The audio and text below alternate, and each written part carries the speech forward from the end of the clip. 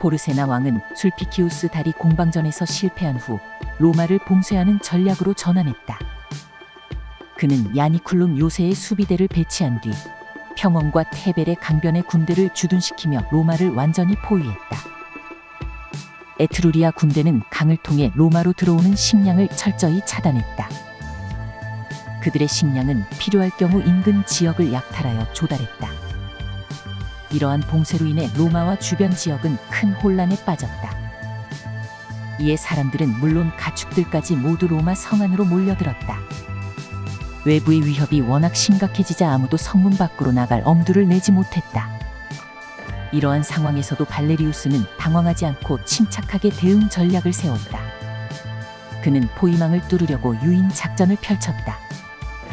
로마의 양치기들에게 에트루리아 군대의 본진에서 가장 멀리 떨어진 성문 밖으로 가축을 몰고 나가게 했다.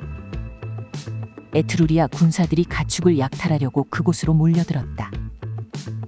그들이 약탈의 정신이 팔린 사이 주변에 숨어있던 로마 매복군이 기습 공격을 가했다. 이 전투에 두 집정관도 각각 군사들을 이끌고 참전했다. 에트루리아 군대는 양쪽에서 협공을 받아 피해가 컸다. 이후로 그들이 더는 무질서하게 돌아다니며 약탈하지 못했다. 하지만 그래도 봉쇄는 풀리지 않았다. 로마 성안의 상황은 곡물 부족과 물가 상승이 이어져 점점 악화했다. 포르세나는 계속 봉쇄하면 결국 로마가 항복할 것으로 판단했다. 이대로라면 어쩔 수 없이 적에게 항복해야 할 것이라는 불안감이 로마 사람들에게 서서히 퍼져나갔다. 이때 로마의 젊은 귀족인 가이우스 무키우스는 원로원을 찾아갔다. 그가 홀로 적진에 침투해서 포르세나 왕을 암살하겠다고 계획을 밝히자 원로원에서 이를 승낙했다.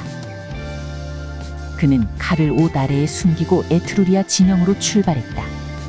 적진에 도착하고 나서 그는 군중 속에서 왕의 자리가 있는 근처로 갔다. 그러나 그는 아직 포르세나 왕의 얼굴을 본 적이 없었다. 마침 병사들에게 급료를 주는 날이었다. 화려한 옷차림을 한 왕의 비서가 왕 옆에서 바쁘게 업무를 보고 있었다. 병사들이 주로 비서와 말을 나누었다. 무키우스는 누가 왕인지 물어봤다가는 자기의 정체가 드러날까 두려웠다. 결국 그는 비서를 왕으로 판단하고 달려들어 단검으로 찔러 죽였다. 그는 피가 묻은 단검을 들고 혼란에 휩싸인 군중 속을 뚫고 빠져나가려고 했다. 그러나 에트루리아 병사들이 재빨리 그를 붙잡아 왕 앞으로 끌고 갔다. 포르세나 왕 앞에서 가이우스는 전혀 기가 죽지 않고 담대했다. 나는 로마 시민 가이우스 무키우스다. 내가 목숨을 걸고 당신을 죽이러 온 결심을 한 만큼이나 죽음을 받아들일 준비가 되어 있다. 나 혼자만 그런 것이 아니다. 나와 같은 사람들이 로마에 줄을 서 있다. 그러니 당신은 항상 목숨의 위협에 대해 준비하고 있어야 한다.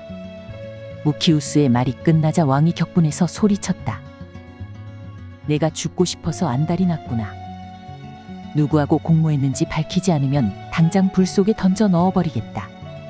무키우스는 대답 대신 불타고 있는 제단으로 가서 스스로 오른손을 집어넣었다. 손이 타고 있는데도 그는 아무런 고통도 느끼지 않는 듯 태어냈다. 이를 본 왕이 경악하며 부하들에게 무키우스를 끌어내라고 명령했다. 이어서 말했다. 그냥 돌아가라. 나를 죽이러 왔다가 너 자신을 죽이려고 드니 나보다 더 큰 적은 바로 너구나. 내가 내 부하가 아닌 게 아쉽구나. 이렇게 적장을 죽이러 갔던 무키우스는 오른손 하나를 잃고 로마로 돌아가게 되었다. 이후 그는 왼손잡이라는 뜻인 스케볼라라는 별명을 얻었다. 무키우스를 풀어준 후 포르세나는 사절단을 로마로 보냈다. 무키우스가 실패한 것은 단지 사람을 잘못 본 실수였을 뿐이다. 로마에서 계속 무키우스 같은 자가 나온다면 자기의 목숨이 언제 끝날지 모른다는 공포심이 포르세나를 불안하게 했다. 그는 스스로 로마의 평화 조건을 제시했다. 타르퀴니우스를 왕위에 복귀시켜야 한다는 조건도 있었지만 그냥 형식적이었을 뿐이다. 이는 타르퀴니우스의 요청을 거절할 수 없어서이지 로마인들이 이를 거부할 줄 몰라서가 아니었다. 당연히 로마에서 왕정 복고를 거부하자 포르세나는 작년에 빼앗긴 베이엔티움 영토를 되돌려 달라고 했다. 로마는 이를 수용하는 대신 에트루리아 군대가 야니쿨룸 요새에서 철수하라고 요구했다. 포르세나 왕은 철수 조건으로 로마의 인지를 요구했다. 로마가 이를 수용함으로써 평화 조약이 체결되었다. 이후 포르세나는 야니쿨룸에서 병력을 철수하여 로마 영토를 떠났다. 로마 원로원은 무키우스의 용맹에 대한 보상으로 테베레강 건너편의 땅을 그에게 주었다. 이 땅은 이후 무키우스 초원이라고 불리게 되었다. 무키우스의 용맹은 로마 여성들에게도 용기를 주었다. 에트루리아군이 로마를 포위하고 있을 때 인질 중 클레리아라고 하는 젊은 여성이 있었다. 그녀는 감시자를 속여서 처녀 무리를 이끌고 탈출을 감행했다. 적의 화살이 날아드는 가운데 이들은 강을 헤엄쳐 모두 무사히 가족 품에 돌아갔다. 이 사실을 알게 된 포르세나 왕은 처음에는 크게 분노하며 로마의 클레리아의 반환을 요구했다. 하지만 이후 그녀의 용기에 감탄하여 이 행동은 코클레스와 무키우스의 업적을 능가한다 라고 말했다. 그는 그녀가 에트루리아군 진영으로 돌아오면 안전하게 돌려보내겠다고 약속했다.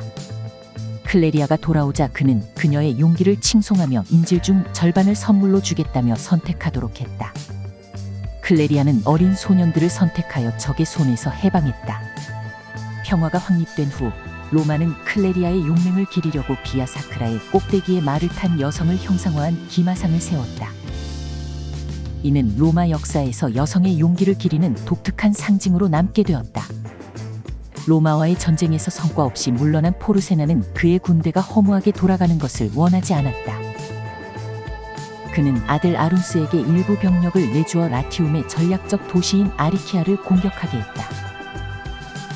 이 소식을 들은 아리키아 사람들은 처음에 두려움에 빠졌다. 그러나 라티움과 쿠마에서 지원군이 도착하자 희망을 얻고 맞서 싸울 준비를 했다. 첫 전투에서 에트루리아군은 아리키아군을 맹렬하게 공격하여 승리를 거두었다. 그러자 쿠마의 부대는 전략을 바꾸어 매복 작전을 사용했다. 쿠마군은 일부 병력을 미끼로 내세워 에트루리아군을 추격하도록 유도했다. 에트루리아군이 작전에 걸려들자 달아나던 쿠마군들이 갑자기 뒤돌아섰다. 매복 중이던 쿠마의 주력 부대가 후방을 차단하며 양쪽에서 협공을 가했다. 에트루리아군은 크게 패했고 대부분 장군을 잃었다. 지휘관인 아룬스가 어떻게 되었는지 기록은 없다. 에트루리아 병사들은 무장도 하지 못한 채 로마로 도망쳤다. 로마는 이들을 관대하게 대하며 숙소와 치료를 제공했다. 부상 치료가 끝난 후 많은 병사가 고향으로 돌아갔다. 이렇게 해서 해가 바뀌었다. 집정관 선거에서 푸블리우스 발레리우스 푸블리콜라가 거뜬히 재선되었지만 티투스 루크레티우스는 낙선했다. 또 다른 한 자리는 푸블리우스 루크레티우스가 선출되었다. 한편 타르퀴니우스 수페르부스는 여전히 왕위 복귀를 꿈꾸며 포르세나에게 다시 협상을 요청했다. 포르세나는 이를 형식적으로 받아들여 사절단을 로마에 보냈다. 이에 로마 원로원은 왕정 복권은 절대 불가능하다는 결정을 포르세나에게 직접 전하려고 대표단을 파견했다. 대표단은 포르세나에게 로마 시민들은 왕정으로 돌아가느니 차라리 적에게 성문을 여는 것을 택할 것입니다 라고 단호히 말했다. 포르세나는 로마인들의 결의가 확고하다는 사실을 파악하고 타르퀴니우스 왕가를 더는 돕지 않겠다고 선언했다. 그는 이전 조약으로 확보했던 베이엔티움 영토를 로마에 반환하고 인질들도 석방했다. 타르퀴니우스 수페르부스에게는 날벼락과 같은 소식이었다. 그는 사위 옥타비우스 마밀리우스와 함께 투스쿨룸으로 망명했다. 포르세나와 로마 간의 평화는 이후로도 확고하게 유지되었다. 안녕하세요. 다음 편은 최초의 독재광과 레길루스 호수 전투에 관한 이야기입니다. 외부의 침략을 잘 막아낸 로마이지만 내부에서 귀족과 평민 간의 갈등이 격화하고 있었습니다. 이러한 상태에서 사비니족의 위협이 가해지자 로마에서 최초로 독재관이 탄생하게 됩니다. 다행히 이때 전쟁은 일어나지 않습니다. 그러나 포르세나 왕에게서 버림받았던 타르퀴니우스 수페르부스가 또다시 준동합니다. 그가 라틴 동맹국들을 끌어들여 로마와 전쟁을 벌입니다. 로마는 다시 독재관을 뽑아서 맞섭니다. 로마와 라틴 동맹국들이 레길루스 호숫가에서 운명의 결전을 벌이는데 과연 그 결과는 어떻게 될까요? 다음 편에서 뵙겠습니다. 좋아요와 구독을 부탁드리겠습니다. 항상 행복하세요. 감사합니다.